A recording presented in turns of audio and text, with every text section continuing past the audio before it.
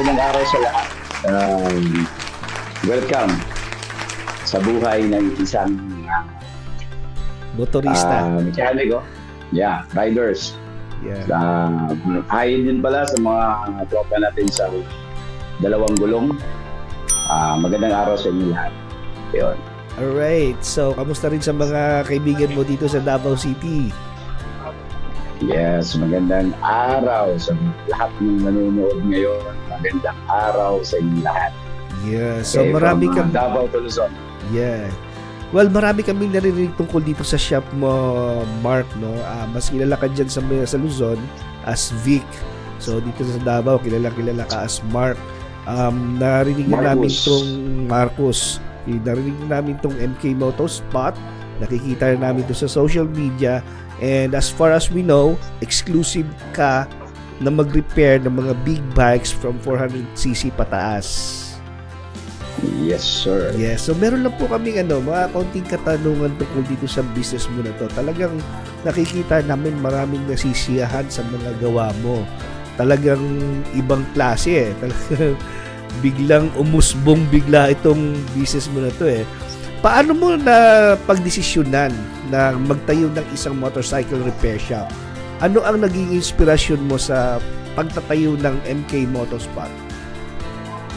Well, siguro, first of all, isa na rin yung mga karanasan na nangyari, which is way back at 2019 to 2020. So, parang nagigisa na ako ng motor, kumbaga hindi naman sa tagal. But then, marami akong bikes, no? So, ayun, may mga, hindi naman lahat ng mga bikes is good lahat, no? Hindi natin na tanto kung kailan ka masisiraan sa daan whatsoever. But then, ginagawa ko, lalo na dito sa Manila, which is konting kalikot. Ayun, so, kalikot ng kalikot, kapag may nasira sa mga motor ko, kalikot ng kalikot, from classic bikes, 1986 bike, to sports bike, CBR, to naked bike, Suno KTM, then meron akong dating mga Pirado 400, and Shadow 750 Honda. So, yun nga. So, nasasali na rin tayo din noon, kung anong araw sa isang komunidad ng 3-patch bike group or club dito sa Manila. So, naging presidente po ako noon ng araw na yun. So, kailangan ko rin na proceed at kaalaman about sa bike. So, siyempre, never sa daan kasi ako yung pinaka-head sa lahat. So, yes. Ibig sabihin, sa kakakalikot mo ng sarili mong mga motor, nasira mo na at naayos mo na, exactly. Natutunan mo kung ano kailangan doon. Kaya ka nag-decide magtayo dito. Yes, maganda to kasi tingin namin dito is at least na i-share mo kung ano yung mga natutunan mo sa pagkumpuni mo ng sariling motor, na i-share mo naman na ma-experience naman ng ibang mga motorista dyan.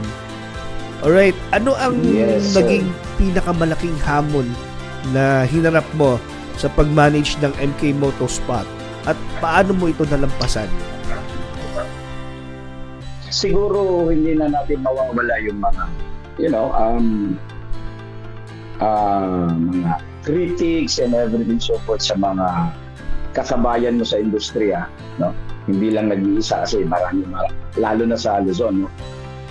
Marami tayong mga vloggers, may shops and everything. Marami kang kalabang sa industriya. May naninira, may good naman yung mga comment nila, but then wala. Pananalig lang sa taas, brother. Pananalig lang. Malaking bagay talaga yun. Pananalig sa make-upal talaga, napakalaking tulong yun. Dapat ang nauna no? So, paano naman nakatulong ang social media sa paglaganap ng popularity ng MK Motorspot? Meron ka bang mga tips na para sa iba na nais ding gumamit ng social media para sa kanilang negosyo makatulong? Of course, pinakauna, isipin kung ano yung tema na business meron pa. Pangalawa,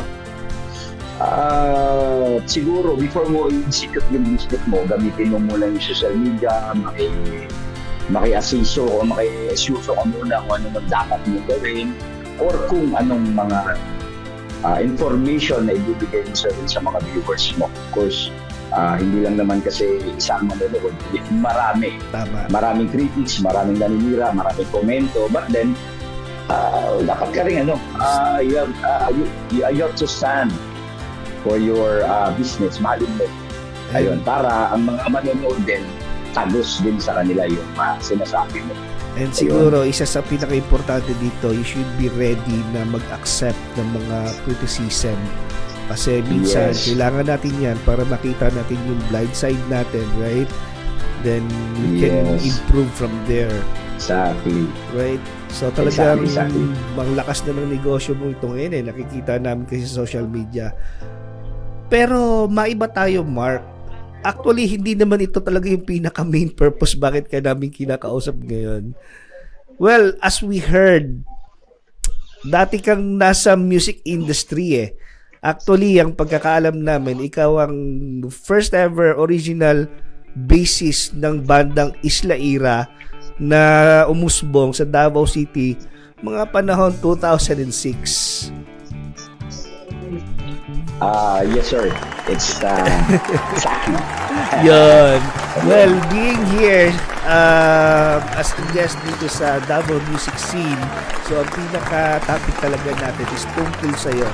Ikaw na bilang musikero. Alright? Yep. So, first question natin about doon na nga sa music. Pwede mo bang i-share sa amin kung paano ka nagkahilig sa musika? Meron bang particular na moment o tao na nagbigay inspiration sa iyo para pumasok sa music? Well, talagang oo. Kasi lahat naman ng nasa music industry talagang na-influensyahan lang din yan. Kumbaga, hindi naman lahat na marunong agad matuto gumamit ng gitara, bass, but then isang aspeto na rin yun na when I was in high school, gitara, siyempre gitara. So kapag may sa grupo nyo, pag marunong kang mag-gitara, yung mga classmate mo ng mga chicks, di ba? So doon pupunta yan sa'yo. Tanong-tanong kung anong mga And then the second one is yung pinsan ko na taga-Osaka. Kasi nakikita ko silang tumutugtog way back then, nakikita ko silang nasa stage. So sinabi ko ng sana maging yung isa ako dyan. So ayun nga, hinawakan ko nga yung bass ng isa sa baysa ng mga bass. Hinawakan ko yung bass, no? So doon ako nagka-interest. Nagka-interest ako noon na talagang wow, gusto kong mag-bass, no? Simple, hindi medyo pansinin, pero while nakikinig ka at music lover na makapansin mo talaga yung laro ng bass. So doon pumapasok sa system. That's good. Yes. That's good source of inspiration, you know. So, paano mo naman natutunan tumugtog ng bass? Nagkaroon ka ba ng formal na like schooling or self-taught ka lang? Self-taught? Yes, but then di naman siya matatawag na talagang schooling, but then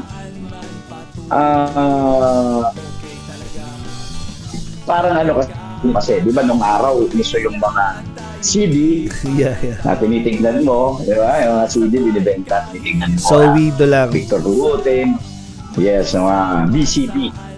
Doon na mga instructionals. Yes. Ayaw, long, nakakanilong. Yes, exactly, long. So, na-encourage ko na mga na-inetabo na naka-encourage ko kung saon siya. Kumbaga, educational din para sa akin. Laking tulong din. So, which is self-taught, yes, kasi sipra. Pag magsipra ka, so, siprahin mo to. Parang nabubugbog ka lagi sa tuning ng isang bass, nabubugbog yung tenga mo, Kaya alam mo kung paano anong chords yung ibabanat doon. Kasi siyempre, nakikinig ka, bugbog na rin yung utak mo at saka yung kaya yun ang nangyari. Ang galing. At sino ang mga pinaka malaking impluwensya mo sa musika? Sa local at just local entertainment lang. Paano nila nahubog or paano ka na-develop sa pamamagitan nila? Sa local, marami. Kahit sa Davao nga, mga musikerong Davao, musicians, marami akong hinahangaan. So, parang ano lang din, wala namang masamang makopya. But then, kailangan mo talagang sarili mong, kung baga... Pwede mo bang pangalanan, at least? Local artists? Local artists, siguro, local. Yun, sa barista ng Sugar Free. Ayun. Kalimutan ko lang kung anong name. But then, yun, isa yun. Kasi sa bass niya or tawag na to, yung tuning or tunog niya, ang kapal eh. Good eh. Diba? Makapal. Tatlo lang sila pero gusto ko yung tunog. Yes, gusto ko yung tunog na yun. So, nabanggit mo sa Davao City, sino?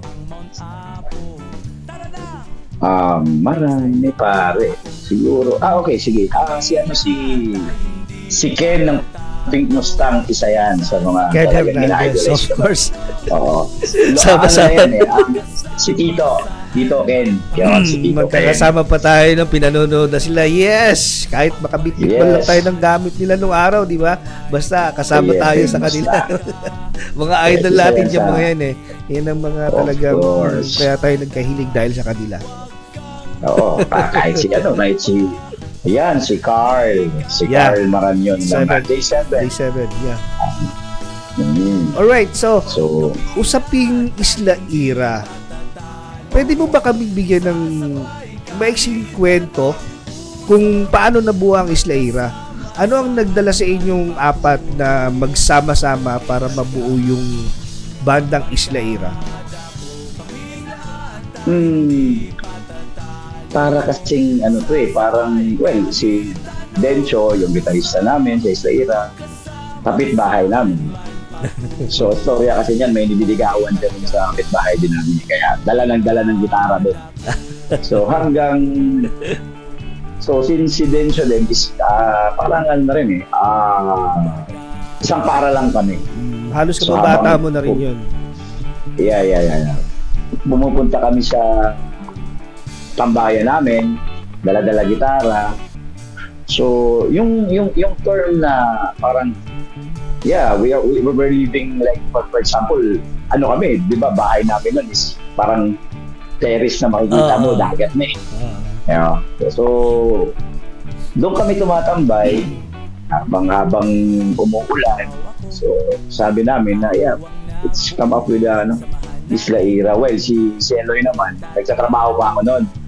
Nagtatrabaho ako sa isang mall sa Davao na may sa instrument section. Doon ako na-assign. So, may nangyari kasi na saan yan? Sa Victoria Plaza, guys. Yan, dati, walang musikero makikilala na mall na yon kasi napakalupit kasi ako noon. Ginawa akong ni Sir Chiquito, yung may-ari mismo, ginawa akong musical advisor, no? Sa mga instrumento, sa mga anong pwedeng gawin para makakuha ng quota, yan. So, advice ko na, sige, maglagay tayo ng jamming session dito para lahat ng mga musikerong Davao pupunta, may jam. So, pansinin tayo. So, kailangan natin mag-ingay para makakuha tayo ng yung strategy natin na para sa marketing, mag-ingay para makakuha tayo ng customer ng marami. So, nangyari nga. At sino kasama mo doon? Namin lahat. Uy, may keyboardista, saka ikaw, siyempre. Ikaw kasama mo doon. Pa tayo din, di ba? Nagpa-battle of the band pa tayo doon sa Victoria Plaza. Exactly. I remember those days. So, yun. Yes. So, yung time na yun, doon ko nakilala sa Eloy. Si Eloy. Tambay si Eloy doon the lead man of. Yes, tambay. Ang una niyan, pare, bumili pa siya ng bass. Yeah. Sir, ganyan. Pwede ba ito bilhin na? Sabi ni Zelo sa akin. Sabi ko, wow, pare, looks mo pa lang, appeal mo pa lang. So, may ano na ako. May dating na. Sabi ko, pare, gusto mo bang mag-jam? Gusto mo bang kumanta? Ako mag-gitara. So, nung kumanta si Zelo, yun, Woman No Cry, tsaka push ng, Matchbox, no? Pumunta yung mga tao na nag-understand ito. So, noong banda namin nila Densyo na ginawa, actually, ang vocalista nun is si Vincent. Pero, si Sheena, si Vincent. So, Vincent, si Tata. Si Tata, Tata, yes. Taning. Yes. Ay, Vincent, shoutout kay Vincent. Manunood dyan sigurado. Erp, kamusta dyan sa Cambodia? Uwi ka naman. Kala ko nasa Afghan yun eh. So, anong nangyari dyan, si Vincent. So, sabi ni Vincent, bro, meron tayong isang vocalista na, kasi uso nun, 2 lalaki, no? So, insert si Zelo. So, nakita ko, inintroduce ko siya ni Toto. Kasi si Toto, well, noon pa man, di ba? Alam mo yan. So, punta tayo sa L-side, kina Toto. Yeah. Pare, ang layo, ang haba. Lakad lang tayo. Pero nilalakad natin, di ba? Ginabaktas lang natin. Ano yun? Belisario, di ba? So, talagang lakad. No? Pagdating doon, sabi ko, Zelo, pwede ka bang sumama sa amin? Punta tayo kina Toto. So, pumunta kami kina Toto, which is the drummer of Islera. So, wala pa yun, dami-dami ka. Siyempre, mautang namin. Pare, inuman. Kasi, doon ko nakilala si Zelo na hindi siya umiinom. At hindi rin siya nagyoyosi. Walang bisyo kung yun. Kung looks ang titignan mo talaga, wow, fantastic. Tigtong taong to. Pare, may joints ka ba dyan? May beat ka ba? Parang gano'n, pero hindi. Mas lalo siyang naging astig nung malaman natin na walang bisyo yung tao. Yes, of course. Yes. Tapos nung time na yun, sabi ko, pabalik sa Victoria, sabi ko, pare, may tugtog kami mamaya. Bihis lang ako. Out ko dun, alas 4. Bihis lang ako. Babalik ako. Kikita tayo dun sa flyover Ihaw-Ihaw. Tapat ng Victoria. So, ayun. Dun nagsimula. So, afterwards na nangyari, tapos kumanta si Zeloy, hanggang nangyari na bigla na lang pumasok yung main na isla kasi nga sa looks ni Zeloy, island boy, di ba? Looks niya, naka-dreads eh. So, Ira, which is, sabi nga ni Tuto nun yata, si Dennis yata may sabi, panahon na natin to. Ayan, Ira, which is naghahanap pa kami nun, year, ano bang kasunod kasi Isla, pangit naman yung Isla. Ano nga pala, nag-Isla Project ba? Which is Isla si Project. Hernandez ang nag-base. Nagbakasyon ako nun eh. Yes, nagbakasyon ako nun. So, that's why na naging Isla Project and then, ayun na, sibay ng tugtugan. No? Kasi si Zeloy na yung nag-transition kay, kay Vincent Tata eh. Siya na yung pumalit na vocalista eh. So sa akin naman, habang tinitignan ko sila, is the project. Sabi ni, shoutout sa'yo Ken, napakabuting tao dito. Napakasaludo ko sa'yo, idol yan. Sabi ni Ken sa akin, parang gusto mo bang bumalik sa isla? Balik ka parang, bumalik ka. Gumanon si Ken sa akin. So, ako naman, na-inspire din ako sa sinabi ni Ken nung habang nag-ahalak kami ng contest. Pagbalik ko ng Isla Ira, yun na nagiging Isla Ira na siya. So kami na yung 4 na kami. So doon na, tuloy-tuloy na yun, magmula noon. Masaya yung kwento Talagang buhay ng musikero talaga, hindi mo masasabi minsan. Kasi ito si Siloy, walang experience to First band kayo nito Biglang sumalang sa ganito, tapos less than a year na nagsasama kayo nung makapag-record kayo sa hindi natin i-mention but yun na nga, nakapag-record na kayo ng album. So, ano ang nag-drive sa inyo na paghaluin ng reggae, rock, pop na tunog Pilipino talaga ang dating no? So, tinawag to na reggaeton. Naging decision ba ito mula sa simula or wala lang ba? Yung bang parang nag-evolve lang siya in the long run or something? Actually, pinakauna talaga niyan is kami lahat rocker. Rocker kami lahat. Habang tumutugtog, hindi naman rocker na talagang super hard rock. Basta siyempre, tone of 90s. Alternative rock. Yun, alternative rock. Yeah. Mga kasagsagan ng mga uso doon. Yes, na calling, na ganyan. Yeah. So, dumating sa punto na habang tumutugtog kami, maraming nagre-request ng mga reggae. For example, Usbong ang Dawn ng Revival that time. Yeah. Sila Dino. So, sabi namin, nag-usap-usap kami, sabi namin na pare, baka pwede nating ibahin na lang konting twist. So, that time, we started to mix, parang nag-fusion kami ng mga kanta na pwede namang i-reggae at rock. Meron kaming mga revivals. So, nag-search kami ng mga kanta na pwede namin ipasok sa ganito, pwede namin kumbaga sariling gawa. Okay, namin timpla. So, doon nag-start na, okay, maganda pala sa pandinig. Tapos, isa pa doon, kapag naririnig nila, talagang kami yun. Yeah. Kaya kami yun, pag silang nag-revive niyan, kami yun.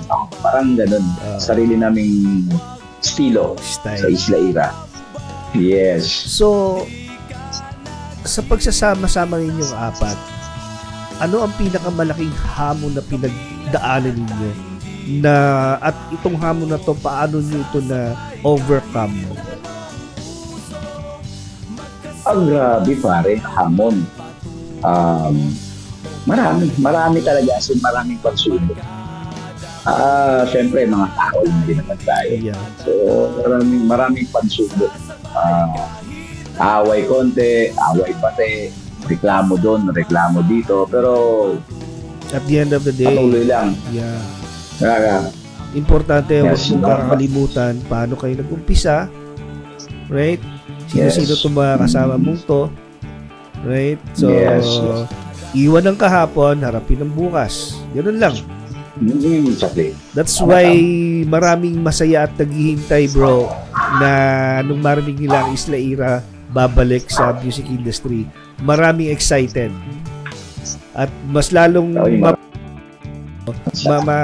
yung excitement nila pag nakita nila kumpleto pa rin kayong apat. Yun ang pinakamasarap tingnan doon. So, isang tanong pa, ano ang ilan sa mga pinaka-di nyo naman malilimutang sandali o highlight ng inyong career? Inyong malilimutan as a group? Yung pinaka-the best yung hindi kami takot sa kuryente. Cagayan de Oro yata yun, or hindi ko alam kung Cagayan ba yun, o basta something na maraming beses highlights tulad ng nandun tumugtog, sinong mga musikerong first na nakatugtog sa Amsa Bruce, tapos ang dinala doon yung mga sound system kinarga ng kalabaw, di ba? Napaka-astig nun, generator ang dala. Hindi pang ganun ganda yung Amsa Bruce, which is social night yun ng isang malaking grupo ng mountaineers ng Pilipinas. Nice. Grabe, pare, may umakyat, gumanon yung text niya, tapos ginanon yung Quran, ginanon sa lahat sa, magulo. Tapos makasama namin siyempre enjoy lang. Ang saya. Sponsored by, sponsored yun ng isang, okay, alak ang sponsor. Kaya alak, talagang madami. Hindi pa nga tapos alak dito, may alak na naman pumapasok. Yun, basta enjoy lang. Yeah. Enjoy yung one night na yun. Saya-saya naman pa namin. Yes, at meron pang nangyari na. Eto. Yes. Umulan. Ulan, ano? Kahit umuulan. Siyempre, show must go on. Hindi kaya ako. Talagang hugot. Nakahubad kami, upper. Siyempre, show must go on kailangan natin ibigay sa tao. Yeah. Talagang sabi ng Sugar Free nun, nung nagkita kami dito sa Manila, sabi ng Sugar Free, si Ebe, pare kayo yung natatandaan doon, Islaira, pare natatandaan ko yung umuulan, pare tumutugtog kayo, nakikita namin kayo doon sa Davao. Nagfronta kayo sa amin sa isang alak din ng sponsor. So, ayun, maraming nakakikilala, maraming mga tropa, maraming masaya. Masaya talaga. Masaya talaga ang maging musikero no? Ngayon, yes, plano yung pagbalik. Dahil sa plano ninyong muling magkasama-sama at tingin ko ito hindi lang to basta yung yung reunion. Tingin ko parang may parating yatang second album kayong pinagsisikapan Parang tuloy-tuloy ito So, yes. Ano ang maaasahan ng mga tagapakinig at mga tagasunod mula sa Islaira in the near future? Siguro mga amigo, friends, Manila, yun. Tropa natin sa Manila, nakilala talaga sa amin. Siguro mga makikita nila sa amin in the future, which is Tito moves. Tito moves. Yung mga tito na mga moves. Mga uncle moves lang. Pero talagang goods na goods kasi syempre. Hinubog na lang panahon. Ibubuhos nyo lahat. Hinubog na lang panahon. Of course, ibubuhos lahat. Kung anong dapat para sa mga tropa natin na nakapalibot sa Islaira.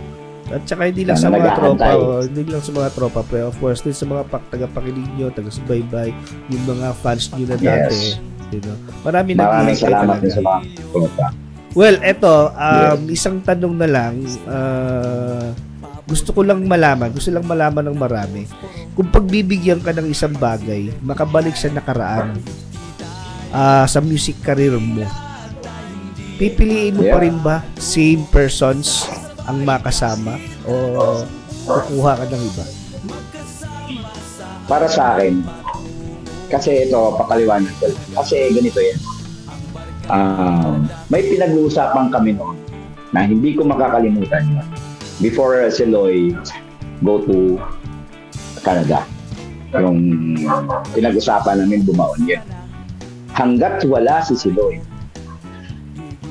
na frontman sa Islaira, hindi namin gagamitin yung Islaira. Which is nangyari naman. So, nakita ko yung respect doon. Walang Islaira, walang nangyaring tugtog. Even once, walang nangyaring tugtugan ng Islaira nung wala si Siloy.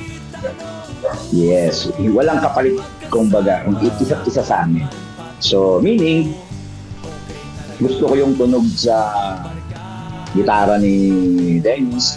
Gusto kong pumalo si Tuto as a bassist. Baga, wala swak na swak So, pipiliin ko pa rin sila.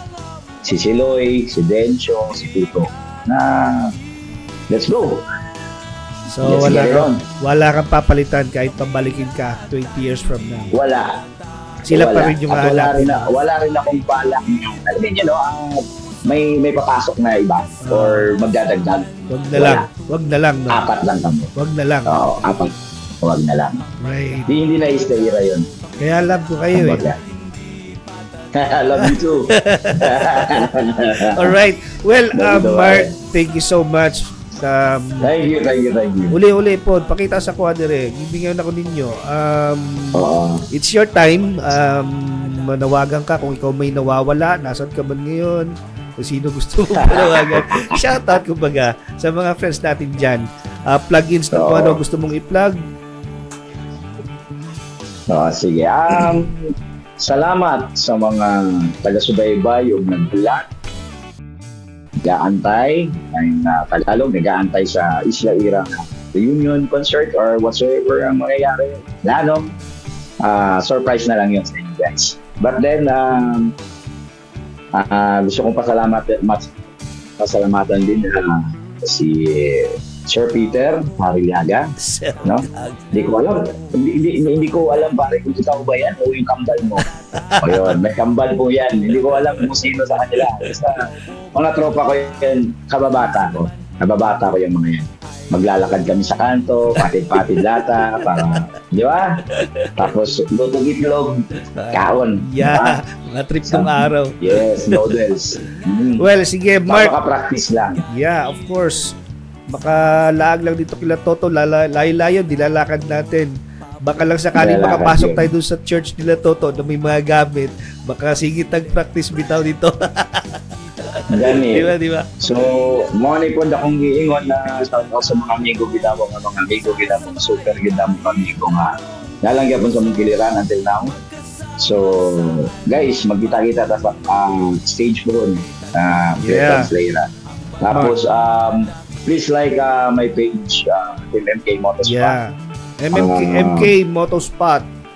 MK Motorsport. So, meron tayong page sa YouTube at saka account sa YouTube at saka meron tayong page sa Facebook. At yung shop mo, meron na dito sa Davao, di ba?